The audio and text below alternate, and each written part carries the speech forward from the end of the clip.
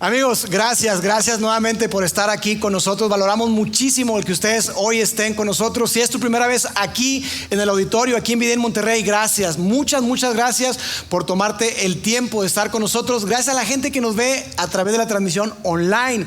Gracias a la gente que nos ve en Portugal, en España, en Colombia, en un montón de lugares en México. Quiero saludar especialmente a Cecia, que se encuentra en Santander, España. Tía, gracias por estar conectada el día de hoy. Gracias por, a pesar del desfase horarios, estar ahí conectada con nosotros. Muchísimas gracias. Amigos, pues hoy estamos en la segunda parte de esta serie que hemos titulado Punto de Quiebre, donde lo que estamos haciendo es recorrer algunas historias que nos recuerdan que hay momentos en nuestra vida, decisiones que llegan para marcarnos, llegan para tener un impacto grande en nuestra vida y se convierten en un punto de quiebre. Eso arrancamos la semana pasada. Si no tuviste oportunidad de escuchar el mensaje, yo te recomiendo que lo puedas hacer, no porque lo haya dado yo, sino porque creo que nos ayuda a ponernos en un mismo contexto y a todos nos alinea de alguna forma, y queremos que tú puedas no solamente escuchar el mensaje, sino que lo puedas interiorizar, que puedas reflexionar y que lo puedas compartir con alguien más. Y eso es muy sencillo. Tú puedes compartir el canal de podcast o de YouTube, nos puedes buscar ahí como Vidaín, y ahí tú puedes, para que tú puedas tener los mensajes y puedas compartirlo con otros. Y quiero sugerirte algo: no solamente vayas al canal, sino dale suscribir. Cuando tú le das suscribir, lo que hace es que se está actualizando constantemente y vas a poder escuchar siempre el último mensaje de la serie en la que nos encontremos, además de que vas a tener acceso a todas las series de mensajes. Bien, pues la semana pasada arrancábamos con esta serie y veíamos la historia del rey David. El famoso rey David, ese hombre que comenzó siendo un cuidador, un pastorcito de ovejas cuando era un jovencito, cuando era un niño, pero después tuvo una grande victoria, mató al gigante Goliat y ahí su vida se fue hacia arriba hasta que llegó a ser el hombre más importante de la nación de Israel. Se convirtió en el rey de la nación de Israel, y veíamos cómo es que David, cuando tú recorres su historia, cosas increíbles que él hizo, cosas muy padres, cosas muy positivas. Incluso se menciona que él tenía un corazón conforme al de Dios. Pero también veíamos la semana pasada que David la embarró totalmente. Hizo errores absurdos, cosas ridículas, cosas que no te lo puedes creer. Eso fue lo que hizo David, y tuvo un punto de quiebre en donde veíamos la semana pasada que a veces nuestras malas decisiones pueden llevarnos a estrellarnos. Entonces son nuestras malas decisiones, nuestras decisiones pueden llevarnos a estrellarnos, pueden llevarnos a autosabotearnos, e incluso, si no tenemos cuidado, pueden llevarnos a destruirnos. Entonces pueden ser nuestras propias decisiones, pero hoy quiero que hablemos no solamente de nuestras propias decisiones, sino de otro momento en el que tú no hiciste nada mal. Tú no hiciste nada mal. Llegaste a un punto de quiebre, pero no porque algo que tú decidiste, una mala decisión, una falla moral. No. Tú hiciste todo bien. Tú has sido leal, has sido fiel, has trabajado duro, y sin embargo te encuentras en un momento en tu vida, en un lugar en el que dices, ya no puedo, basta, ya no quiero seguir, ya no puedo seguir. Sabes, nosotros aquí en Monterrey tenemos una cultura muy marcada de trabajo duro, de echados para adelante, de estar ahí al pie del cañón, como decimos. Y tenemos muchas frases. Una de ellas es esta: no te rajes. Hey, ¿estás cansado? Dale, no te rajes. Aquí nadie se raja, ¿no es cierto? Tenemos ese tipo de expresiones y somos echados para adelante y gestionamos el clima uniforme de Monterrey, que siempre está de la fregada, dicen, ¿verdad? Uniforme, ese clima bipolar, que hoy está haciendo frío, ayer hacía calor. ¿Qué rollo? Negociamos eso, el clima, calor, frío, el tráfico, bendito tráfico. Juntas de 10 horas, trabajo excesivo muchas veces. Después llegas a casa para ser papá, ser mamá, para tener tiempo, incluso a lo mejor para que vayas a jugar fútbol con los papás y ver cómo se pelean. Es interesantísimo eso. Los papás van ahí a jugar fútbol, a distraerse, pero parece que van a pelearse. Y ahí estás. Entonces tú te das tiempo de todo eso. Pero sabes, si bien esa es una parte de la cultura, algo que está muy arraigado, esa mentalidad de no te rajes, hay un problema con esa mentalidad. Y el problema es el siguiente: que tú puedes verte fuerte por fuera, pero estar roto por dentro. Puedes verte muy bien, que todo está, aparentemente todo está bien por fuera, pero por dentro estás totalmente roto. Te sientes mal, no quieres seguir, quieres tirar la toalla. Y sabes, hoy vamos a ver a través de una historia que muchas veces tú y yo no estamos más cerca de Dios cuando estamos brillando, cuando todo nos está saliendo bien, cuando las cosas van viento en popa. Muchas veces tú y yo estamos más cerca de Dios. Estás más cerca de Dios cuando te tronaste, cuando estás decepcionado, cuando estás triste, cuando la estás pasando mal. Muchas veces tú y yo nos encontramos más cerca de Dios en ese lugar, no cuando las cosas nos están saliendo bien. Y quiero que veamos y recorramos una historia de un hombre que probablemente muchos de ustedes conocen o han escuchado acerca de él. Un hombre que pasó, como decimos, del gozo al pozo, de la cima a la ruina, en 24 horas o menos. Un hombre que tuvo grandes victorias, cosas impresionantes, que vio cosas sorprendentes, pero que llegó un momento en que llegó a su punto de quiebre y ese hombre tronó. Ese hombre es el profeta Elías. Elías era un hombre de Dios, un profeta de Dios. Los profetas eran esas personas que hablaban de parte de Dios para amonestar al pueblo, para llamar la atención del pueblo y para decirles: hey, es por aquí, hey, Dios dice que hagamos esto, hey, para amonestar, para inspirar también al pueblo de Dios. Y la época en la que Elías le tocó nacer y vivir fue una época de mucha oscuridad en el pueblo de Israel. Sabes, después de que se levanta Saúl como ese primer rey de Israel, luego llega David y luego llega su hijo Salomón. Dios restauró a David, le dio ese hijo Salomón, que fue el hombre más sabio y digamos que puso al reino de Israel, al pueblo de Israel, a la nación de Israel por encima, me atrevería a decir, del mundo entero. Israel era algo admirable para todos. La gente viajaba, iba para escuchar a Salomón. Pero después de Salomón desvió su corazón. El hombre más sabio terminó viviendo como un necio y desvió su corazón y empezó a adorar a otros dioses. Salomón se olvidó de Dios. Y eso que empezó con Salomón continuó con los siguientes reyes. De tal manera que si tú lees las crónicas o lees los reyes, esos libros, primero y segundo libro o rollo de los reyes o de crónicas, te vas a dar cuenta que los reyes, hubo muchos reyes malos, pésimos.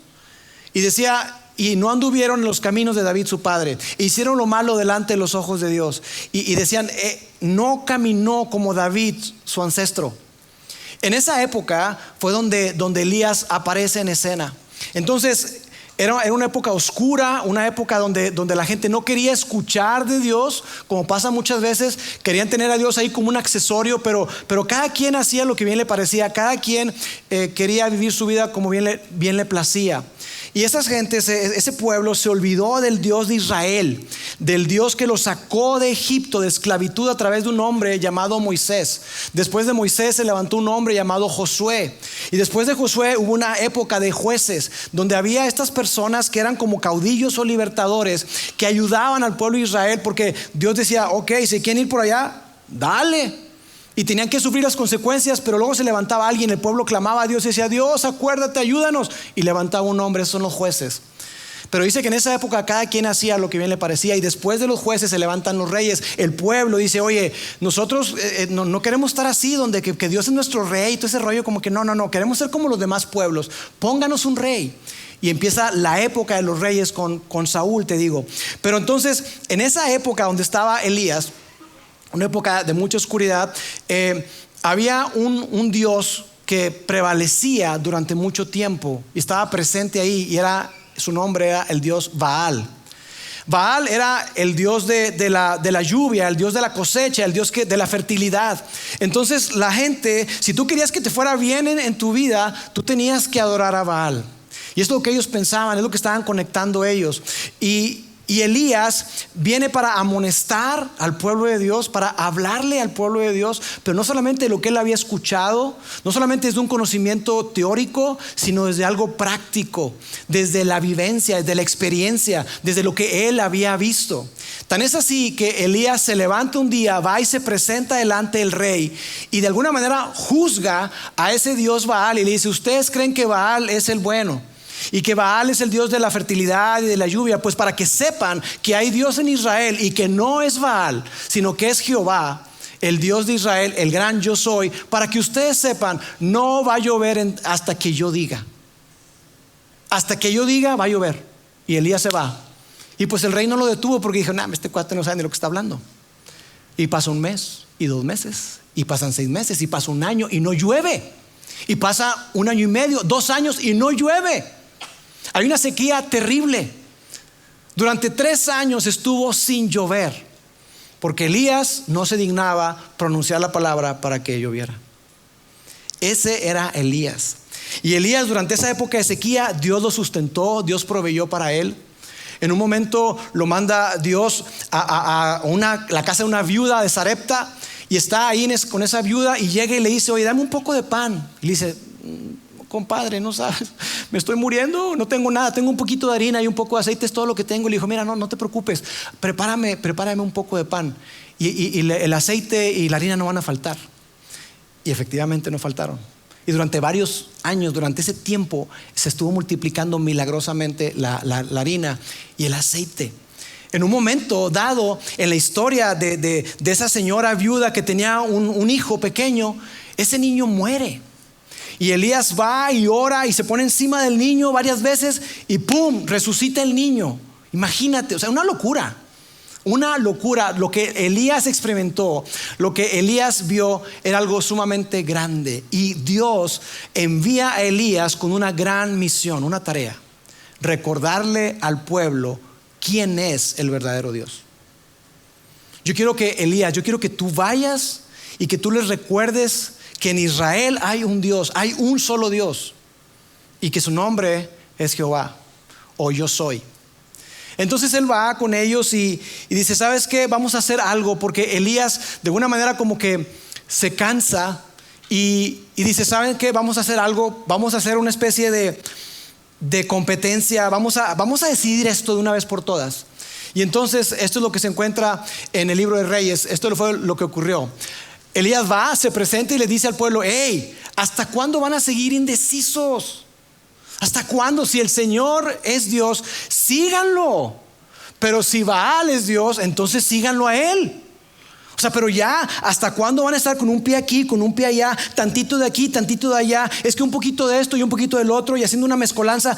No, les dice Elías, tome la decisión.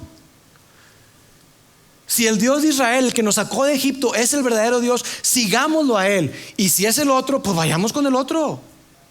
Entonces Elías hace algo radical, donde no solamente va con ellos para pedirles que a través de argumentación, vamos a debatir. A ver, tú pones tu postura y hagamos un gran debate, y yo pongo la mía, y ahí vamos viendo a ver quién pone más argumentos. Eso no fue lo que Elías hizo. Dijo, vamos a hacer algo extraordinario acá. Vamos a hacer una competencia.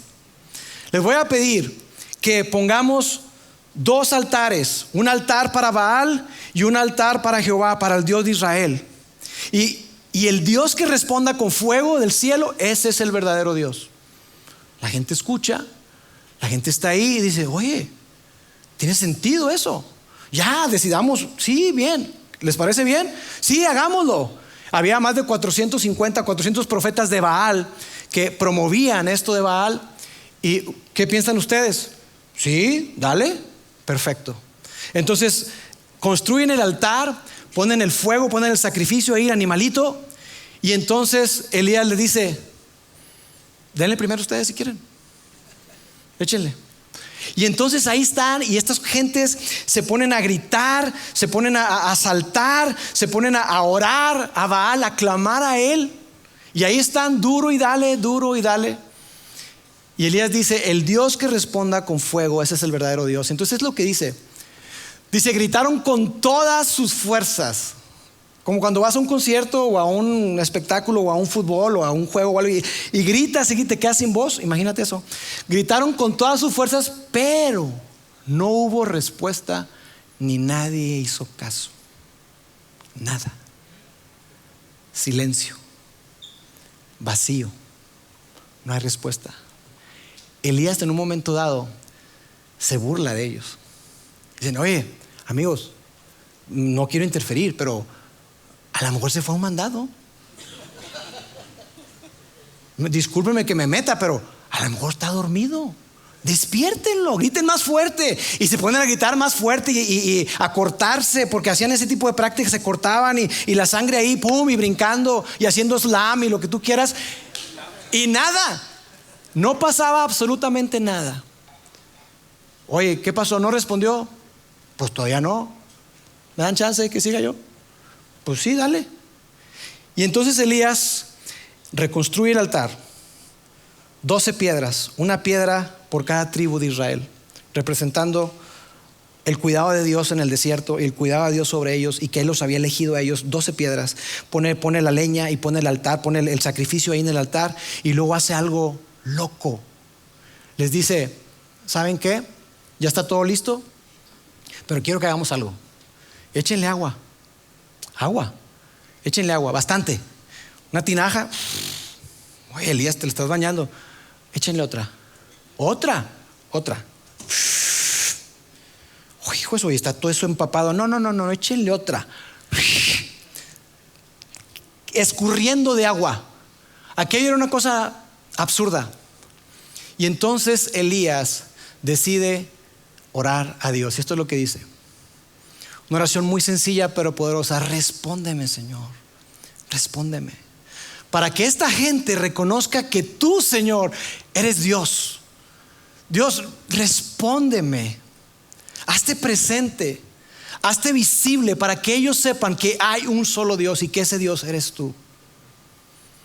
Y después de eso, entonces dice que cayó fuego del Señor. Yo puse ahí una imagen que para nada hace justicia a lo que yo creo que ocurrió. Pero imagínate esa escena, estar ahí y que un tipo se pare y que diga: el Dios que responda por fuego, ese es. Y que diga: Dios, respóndeme. ¿Qué harías? ¿Te orinas? Dice: ojo. Y la gente se postró al suelo y dijo: Jehová es Dios, Él es Dios, el Dios de Israel, Él es el verdadero. Eso fue lo que hicieron. No es para menos. Y el pueblo estuvo ahí. Y Elías dijo: esos profetas que andan para hechos para acá. Y te dejo la historia, lo que pasó después, para que tú lo leas.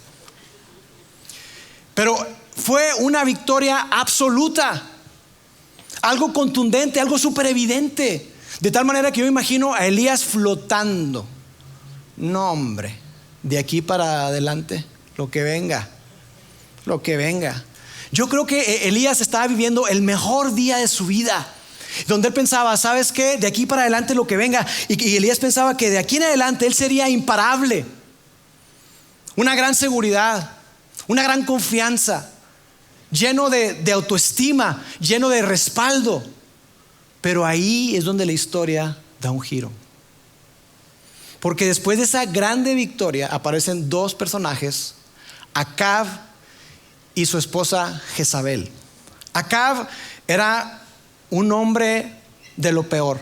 De hecho, en la Biblia se narra que antes de él no había habido un hombre tan malo, un rey tan malo en el pueblo de Israel. O sea, lo peor que te puedas imaginar. Y Acab no solamente adoraba a Baal, que bueno, esa es onda de él. No. Y déjame decirte algo acá: si tú eres líder, si eres papá, si eres jefe de familia, déjame decirte que tú y yo tenemos una gran responsabilidad. Porque Acab no solamente se trató de él, sino que él arrastró a toda la nación de Israel a esa idolatría, a alejarse del Dios verdadero. Eso fue lo que hizo él. Si tú eres un líder, si eres papá, si eres empresario, tú y yo tenemos una gran responsabilidad. No olvidemos eso. Acab se olvidó por completo de la responsabilidad que tenía y arrastró a todo el pueblo de Israel. Y Jezabel era una maldita, era una bruja. Jezabel era una mujer violenta, una mujer que manejaba de una manera extraordinaria la manipulación. Y ella, que era una mujer extranjera, fue la que se encargó de meter a Baal en la ecuación.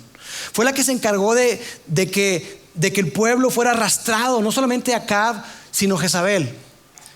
Ella promovía la adoración a Baal como la oficial. Y ella no solamente hacía eso, sino que mandaba matar a los profetas que hablaban de parte del Dios de Israel. Protegía a esos profetas de Baal, sacerdotes de Baal, pero perseguía a los sacerdotes y a los profetas de parte de Dios. Y ella hace algo que sacudió por completo a Elías. Lo que hizo fue que ella mandó un mensaje a Elías. No mandó un ejército, no atacó a Elías, simplemente le mandó un mensaje. Y el mensaje es: mañana vas a estar muerto. Yo me voy a encargar. Mañana vas a estar muerto. Así me hagan los dioses y me agreguen, que me destruyan si mañana a esta hora tú no estás muerto. Y ese hombre que ha experimentado la bondad de Dios, el cuidado de Dios, la protección de Dios y lo más extraordinario de Dios, se quiebra, se rompe. Y tú ves la historia y tú, ¿y luego qué pasó? Entonces Elías sale corriendo. Patitas, ¿para qué te quiero? Y Elías se esconde. Elías se esconde. Y amigos, lo que Elías experimentó no fue necesariamente esa gran batalla que él había experimentado, esa lucha constante que él había tenido, sino Elías experimentó lo que tú y yo experimentamos, que muchas veces la manera y el lugar donde nos encontramos tenemos un desgaste acumulado. Elías estaba exhausto, estaba más que cansado. Elías se le había pasado luchando fe tras fe, evento tras evento, una tras otra. Y yo creo, ese es mi punto de vista, yo creo que Elías, cuando fue esa manifestación de Dios tan sobrenatural de lo del fuego, yo creo que Elías en su corazón, él pensó que Acab y Jezabel por fin iban a entender. Por fin iban a entender. Y de una vez por todas iban a deshacerse de Baal, iban a adorar al Dios vivo y al Dios verdadero, pero ocurrió todo lo contrario. Entonces, imagínate Elías cómo estaba. Estaba sumamente cansado. Y esto nos recuerda una gran verdad, amigos, y es que una gran victoria no te vacuna, y lo vamos a colocar en pantalla, no te vacuna de un gran desgaste. Una gran victoria no te exime, no te vacuna, no te protege de un gran desgaste. Y Elías lo vemos en su vida en ese episodio, porque Elías se aisló. Elías, después de esa gran victoria, le dan ese mensaje, sale corriendo y Elías se aísla, porque dice que no quiso que su siervo lo acompañara. Y entonces él se aísla y empieza a caminar. Yo me lo imagino sin propósito, sin sentido, caminando, y va caminando ahí por el desierto. Él no solamente se aísla, sino que se aleja y empieza a caminar por un desierto. Y está en el desierto, que había huellas ahí de una carreta o algo que está ahí. Y va caminando por el desierto sin rumbo, sin sentido, y se pone debajo de un pequeño arbusto. Y en ese arbusto, debajo de ese arbusto que no le daba protección contra las inclemencias del clima ni nada de eso, ahí en ese lugar, Elías pronunció algo que es muy fuerte. Elías pronunció algo que probablemente tú has pensado. Quizá no te has atrevido a decirlo, pero probablemente lo has pensado. Y esto fue lo que Elías dijo. Ya basta, Señor, dijo. Quítame la vida. Ya basta, ya no puedo. Estarían mejor sin mí. Mi vida no tiene sentido. Mi vida no tiene por qué continuar. Ya basta. ¿Te ha pasado? ¿Te ha pasado que en algún momento en tu vida te has sentido así? Quizá en tu matrimonio dices, ya basta. Quizá en tu relación con tus hijos o en tu negocio, las cosas han llegado a un punto en el que tú piensas un montón de cosas, te estás aislando y piensas que no vale la pena continuar. Y quizá no has dicho quítame la vida, o quizá no has entretenido ese pensamiento, pero sí quisieras desaparecer por un tiempo. Y quisieras esconderte y quisieras como estar anestesiado. Ahorita platicaba con una persona y me decía como que a veces uno quisiera estar como anestesiado, así. No quieres más que dormir. Quieres esconderte, quieres salir de ese lugar. Y amigos, déjame decirte que si tú estás experimentando eso no es debilidad, eso es agotamiento. Eso no es una señal de que eres una persona débil, no, es simplemente que estás agotado, estás tronado, estás experimentando burnout. Y Elías está ahí y sigue caminando y llega a una cueva y se mete a esa cueva. Mira, yo no sé lo que tú estés viviendo hoy. Yo no sé si en tu vida tú estás experimentando algo como un desierto, llamémoslo así. Un lugar, un momento en tu vida en el que no estás experimentando fruto, en el que no ves con claridad, en el que las cosas no te salen bien. En donde sientes, sabes que esto está seco, esto no hay nada, y no importa cuánto ganas leche, el trabajo simplemente no se da, las ventas no se dan, mi matrimonio está mal y no sé qué va a pasar. Y probablemente, no sé si te ha ocurrido eso, que estás con la toalla ya a punto de tirarla. Y sabes, yo estoy convencido de que lo que te quebró no fue necesariamente un gran problema, sino fue algo. Fue ese comentario, fue ese mensaje, fue esa cara que te pusieron, lo que te quebró. Y si alguien lo ve desde fuera y dice, oye, pero ¿en serio por eso? Pero porque no se da cuenta que tienes un desgaste y una fatiga acumulada. Entonces es como que si ese comentario, esa cara, esa actitud, esa situación vino para derramar, fue la gota que derramó el vaso y ya fue demasiado. Y amigos, cuando estamos agotados, eso es lo que pasa. Porque cuando tú y yo estamos agotados, todo pesa mucho más.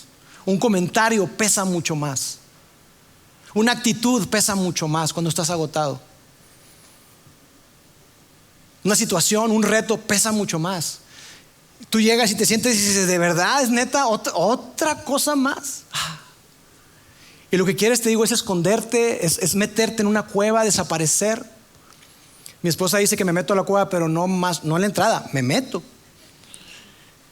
Y sabes, yo creo que tú y yo hemos experimentado eso y hay señales que yo quiero compartir contigo para que te des cuenta si estás metido en una cueva. La primera de ellas es que tú tienes miedo. Cuando estás adentro de una cueva, tú estás experimentando y viviendo miedo. Incluso parece que la alegría, el gozo se va y estás todo el tiempo experimentando ansiedad. Todo el tiempo estás preocupado por el futuro. Todo estás con qué va a pasar y si esto y si el otro. Y estás mal, no estás disfrutando de la vida. Esa es una gran señal de que probablemente estás en una cueva. Otra señal es que estás con un deseo de huir. Quieres alejarte, quieres salir de esa situación, quieres que eso termine, que el dolor y lo que estás experimentando se termine. Quieres huir. Y déjame decirte algo que es muy, pero muy importante. Tú puedes ser que estés pensando que estás agotado porque estás en el lugar equivocado, pero puede incluso que estés agotado en el lugar correcto. No, lo que tengo que hacer es huir, es salir de esa relación, es salir de ese matrimonio, es salir de esa empresa, es salir. Tengo que irme porque estoy en el lugar equivocado. Pero déjame decirte con mucho cariño que tú puedes estar agotado en el lugar correcto. Y eso no es señal para que te rindas todavía. Otra señal es el aislamiento. Empiezas a desconectarte de otros, dejas de abrirte, dejas de hablar, dejas de conectar. Y puede que estés rodeado de muchas personas, pero por dentro estás lejos. Estás totalmente desconectado. Estás aislándote. Y amigos, eso es muy peligroso porque nos lleva a la cuarta señal, y es esta. Cuando tú y yo estamos aislados, perdemos perspectiva. Perdemos la perspectiva. No estamos viendo las cosas en su justa dimensión. Y es en ese lugar, en ese momento, cuando estamos sin un enfoque claro, sin una perspectiva adecuada, que tú y yo muchas veces tomamos decisiones, malas decisiones, por cierto, decisiones de las que luego nos arrepentimos. Amigos, la historia de Elías y lo que tú y yo hemos vivido con respecto al agotamiento nos enseña que el agotamiento no solamente te cansa, el agotamiento distorsiona tu realidad, distorsiona tu situación.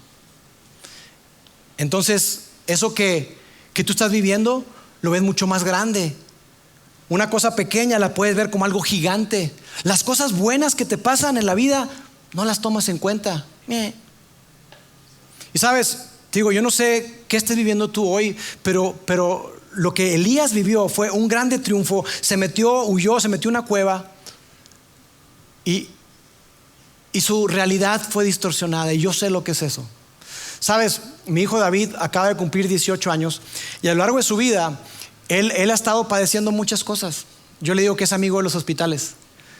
Cuando tenía 6 añitos, estuvo 27 días hospitalizado porque le dio osteomielitis y le dio una enfermedad que se llama enfermedad de Kohler, donde el hueso escafoide del pie hay necrosis, no le llega sangre y se muere y se vuelve a regenerar porque era un niño, ¿no? Pero esa osteomielitis es muy peligrosa, es bacteria a nivel de hueso y puede llegar a alguna parte importante al corazón, al cerebro y puedes morir. Y estuvo hospitalizado 27 días con un antibiótico muy fuerte. Cuando tenía alrededor de 10, 11 años, empezó con problemas gástricos. Y nosotros dijimos, pues es que le dieron un antibiótico tan fuerte que le deshizo su flora intestinal y por ahí va la cosa. Y le hicieron 3 endoscopías. La primera endoscopía, el niño mal, con úlceras y esofagitis. Y oye, pero ¿cómo? Si comemos bien, no somos de andar tomando refresco, nada de eso. ¿Qué onda? El doctor nos da un tratamiento, lo seguimos al pie de la letra. Y voy con David para decirle, hijo, mira, seguramente después de esta segunda endoscopía, papi, pisa lo que quieras, campeón. Y el doctor nos dice, oye, ¿están siguiendo el tratamiento? El niño está peor. ¿Cómo, doctor? No me diga eso. Fuimos con una nutrióloga que nos ayudó bastante. Seguimos el tratamiento del doctor, no le dijimos que estaba viendo a la nutrióloga. Y el niño mejoró. Tercera endoscopía, ándale, está mejor, ya podemos seguir el tratamiento de otra manera. ¡Pam! A los 15 años le dio algo que se llama adenitis mesentérica, que es un dolor muy fuerte en el vientre. Se doblaba el dolor, lloraba el dolor. ¿Y qué es?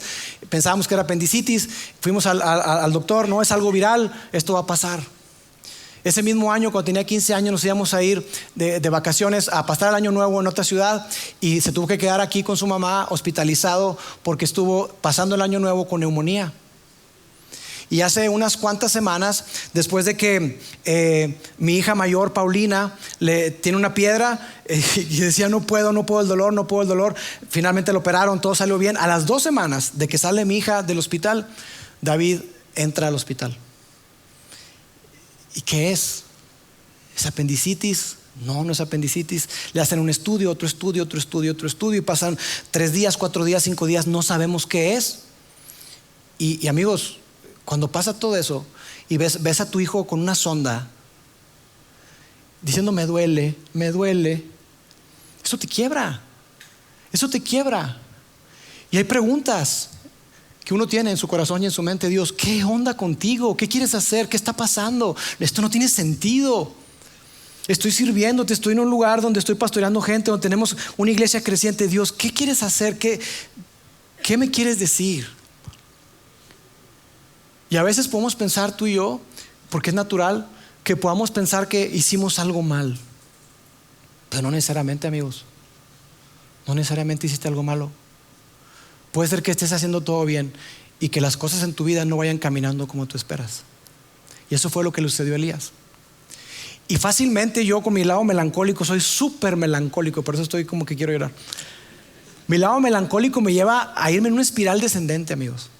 Y yo me tengo que recordar la verdad y quién soy en Dios, que soy hijo de Dios, que Él me eligió. Tengo que recordarme la verdad, porque la mentira llega. Y cuando tú estás en ese lugar, en ese estado, estás agotado y entonces se distorsiona la realidad. Y hubo momentos en que yo me sentía solo, a pesar de que estaba rodeado de un montón de gente. Y de verdad yo puedo decirles que yo sentí la mano de Dios, el amor de Dios, el arropo de Dios a través de todos ustedes, de mucha gente que estuvo en contacto con nosotros. Hoy finalmente tenemos un diagnóstico y sabemos que viene un tratamiento, viene cosas hacia adelante, pero sabemos que Dios está con nosotros. Pero cuando tú estás agotado, tú distorsionas la realidad y eso es muy peligroso, porque lo que tú y yo tendemos a hacer cuando estamos agotados es desconectarnos, aislarnos, y entonces tomamos malas decisiones porque nuestra realidad, tu realidad y la mía está distorsionada. Y podemos pensar que lo que estamos viviendo es único y especial. Y amigos, déjenme decirles con mucho cariño y con mucho amor, tú eres único y tú eres especial, pero tu situación no. Hay gente que ha recorrido cosas incluso más gruesas que tú y que te puede decir, hey, ánimo, adelante. Y sabes, me encanta la respuesta de Dios, porque la manera en que Dios le respondió a Elías fue una manera espectacular. Dios no llegó con un látigo ahí en la cual dice, Elías, ¿qué estás haciendo? Levántate. No, eso no fue lo que Dios le dijo. Dios no llegó para sermonearlo. Dios llegó para cuidar de él. Dios cuidó de él. Y dice esto, la historia: de repente un ángel lo tocó y le dijo, levántate y come. Y Elías comió, y como pasa muchas veces cuando estamos agotados, pues comes y te duermes. Y él comió y se durmió, descansó. Dios apeló a su necesidad primaria. Dios atendió su cansancio. Y después, una segunda vez, dice, el ángel del Señor volvió por segunda vez, le tocó y le dijo, levántate y come porque te espera un largo viaje. Y es ahí donde te digo que Elías come, se sustenta y después camina hacia esa cueva. Y es en esa cueva donde Dios se encuentra con él. Dios se encuentra con él de una manera impresionante. Y es importante que veamos, amigos, cuando estamos agotados, cuando nos metemos a nuestra cueva, es importante que no tomemos decisiones, porque tú y yo no estamos calificados, no estamos aptos para tomar buenas decisiones cuando estás agotado. Al contrario, vas a tomar decisiones de las que luego te vas a arrepentir. Y dice esto: y allí se metió a una cueva donde pasó la noche. Entonces la palabra del Señor vino a él y le preguntó, ¿qué haces aquí, Elías? Y me gusta imaginarme, cuando yo leo la Biblia, imagino a Dios no con un reclamo, sino haciendo una pregunta. Dios sabía que estaba haciendo ahí Elías, pero necesitaba que Elías se diera cuenta. Elías tenía que darse cuenta en dónde estaba, que llegara a ese punto en el que dices, ¿cómo llegué hasta aquí? ¿En qué estaba pensando?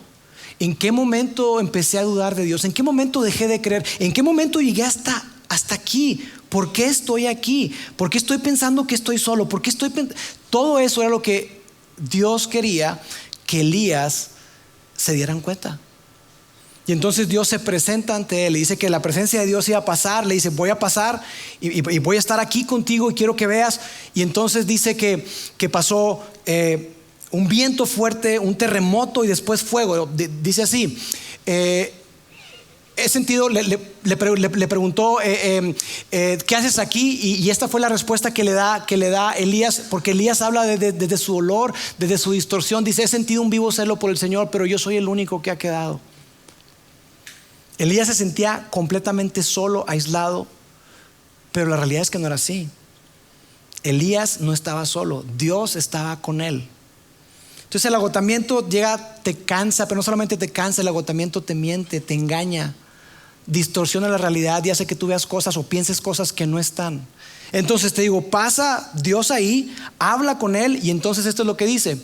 Dice, el Señor no estaba en el viento, un fuerte viento, tampoco estuvo en el terremoto, ni estuvo en el fuego. O sea, Dios no estaba en lo extraordinario, en lo magnífico, en lo fuerte. Incluso ni siquiera me llama la atención que ni siquiera en el fuego, cuando en esa obra extraordinaria que hizo que cayó fuego del cielo, ahí no estaba Dios. Entonces el Señor no estaba en nada de eso. El Señor no estaba en el viento, sino que dice, continúa ahí, dice, después del fuego se oyó el susurro de una brisa apacible. Y Elías tuvo que cubrirse el rostro, porque ahí estaba Dios. Y me encanta eso de Dios. Cuando estás en tu punto de quiebre, cuando estás agotado, con ganas de rendirte, Dios no llega y te dice, ¡hey! ¡Arriba! Dios se baja a tu nivel y te habla. Como cuando le hablas a un niño chiquito y te pones a su nivel y lo ves a los ojos. ¡Hey! Aquí está papá. ¡Hey! Aquí estoy. No llores. No estás solo. Yo estoy contigo. Dios no grita, Dios se acerca. Y el Señor, esto fue lo que Dios le dijo. El Señor le dijo, regresa por el camino por donde viniste. Elías, yo no he terminado contigo. Dios le recuerda a Elías que su propósito con él sigue firme. No ha terminado, que Dios tiene grandes planes con él. Aunque Elías se siente descalificado, piensa que es el único, Dios le recuerda que no. Dios le recuerda que Dios aún sigue hablando. Dios sigue aún contestando. Y tú y yo hoy podemos seguir escuchando la voz de Dios. En ese lugar, en ese susurro apacible, Dios le habló a Elías. Y hoy yo no sé en dónde te encuentres y no sé si quieras ser un seguidor de Jesús o no, cristiano, católico, alguien que está explorando la fe, pero independientemente del lugar donde te encuentres en tu jornada de fe, Dios te dice algo a ti y a mí. Dios nos dice lo siguiente, al menos veo yo tres cosas. Dios te dice a ti, no he terminado contigo. Es que ya no tiene caso seguir. Mi matrimonio está roto. Mi relación con mis hijos está rota. Mira, ¿qué caso tiene? Mi ministerio se acabó. Mi servicio. No. Dios te dice, yo no he terminado contigo. Yo no he terminado contigo. Tengo planes para ti todavía. La segunda cosa que podemos ver es que no estás solo.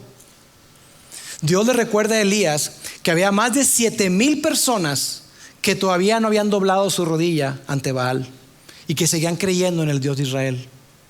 Y la tercera cosa que Dios te dice a ti y me dice a mí es: hey, sal de tu cueva. Sal de tu cueva, pero no en tus fuerzas. Sal de tu cueva, pero no pretendiendo que todo está bien. Sal de tu cueva, pero no le eches más ganas. No es de echarle ganas, amigos, es de dependencia. Depender de Él, no en tus fuerzas, sino en las de Él. Dios quiere que, como Elías, tú recorras el camino a la recuperación. El camino de vuelta hacia eso que Dios tiene para ti. Dios quiere que tú y yo experimentemos que así como le dio sustento a Elías y le dio sustento físico porque era lo que él necesitaba, Él quiere que tú y yo sepamos que Él es nuestro sustento. Y que tú y yo podemos descansar en Él. Que tú y yo podemos apoyarnos y sentarnos en Él. Descansar con la firmeza de que Él está con nosotros. Él es nuestro sustento. Y cuando tú y yo vamos a su palabra, encontramos promesas, encontramos esperanza, encontramos claridad, encontramos dirección, encontramos inspiración, encontramos amonestación para ti, para mí. Cuando tú y yo platicamos con Él, orar es conversar con Él. Cuando tú y yo platicamos con Él, encontramos todo eso. Y sabes, muchos años después, Jesús, el Hijo de Dios, llegó para extender esa invitación para ti, para mí hoy. Y Jesús dijo esto: vengan a mí todos los que están cansados y llevan cargas pesadas, y yo les daré descanso. Jesús no dijo: vengan a mí los que están cansados, trabajados, que llevan cargas, y yo los voy a animar a que le echen ganas, los voy a motivar. Eso no fue lo que dijo Jesús. Dijo: vengan a mí, echen sus cargas sobre mí, déjenlas ahí, y yo les voy a dar descanso. Esa es la promesa para ti, para mí. Tú hoy, no importa en dónde te encuentres, no importa qué situación estés viviendo. Y yo no quiero dejar o que pienses que no estoy siendo empático. Al contrario, entiendo que probablemente lo que tú estás viviendo, lo que yo estoy viviendo hoy con mi hijo, no es nada comparado con lo que tú estás viviendo. Lo puedo entender. Pero independientemente en qué lugar nos encontremos, qué tan gruesa o qué tan simple sea la situación, yo quiero que tú recuerdes que Él está contigo. Y que en Él tú y yo podemos experimentar descanso. En Él podemos experimentar paz. Una paz que sobrepasa el entendimiento. Esa paz que no es porque la circunstancia cambie, sino en medio de la circunstancia, en medio del dolor, en medio de la enfermedad, en medio de la crisis, en medio del cáncer, en medio de la pérdida de empleo, en medio de la crisis financiera. Ahí Dios te encuentra y nos da su paz. Y entonces, cuando tú y yo decidimos creerle a Dios, salir de la cueva, experimentamos eso que Él nos dijo: he aquí, yo estoy con ustedes todos los días hasta el fin del mundo. Él está contigo, Él está por ti y Él está para ti. Permíteme orar. Dios, te doy gracias. Gracias porque hoy, a través de tu palabra, a través de esta historia tan extraordinaria como la de Elías, nos recuerdas que no estamos solos. Nos recuerdas que a través de ti, poniendo nuestra mirada en ti, podemos reenfocar, podemos ver las cosas en su justa dimensión. Nuestra perspectiva cambia, Dios, y podemos experimentar que no estamos solos. Tú estás con nosotros, Dios. Padre, yo sé que aquí hay muchas personas que hoy están incluso esperando un diagnóstico. No saben qué tienen, no saben por qué se sienten así, no saben por qué están experimentando dolor. Hay personas aquí, Dios, que su matrimonio está quebrado. Y hay pensamientos de que es mejor abandonar, es mejor soltar, es mejor tirar. Pero Padre, yo quiero pedirte que les recuerdes que en ti todo es posible. Quiero pedirte que tú les recuerdes que no están solos, que hay una comunidad de fe, hay personas que han pasado por cosas similares y que pueden atestiguar de tu presencia, tu amor y tu acompañamiento, Dios. Te pido por cada persona que está acá, cada joven, cada señorita, cada persona que nos ve a través de la transmisión online, cada persona que se pregunta: ¿realmente está Dios a mi favor? Y que la respuesta que obtengan del día de hoy sea un rotundo sí.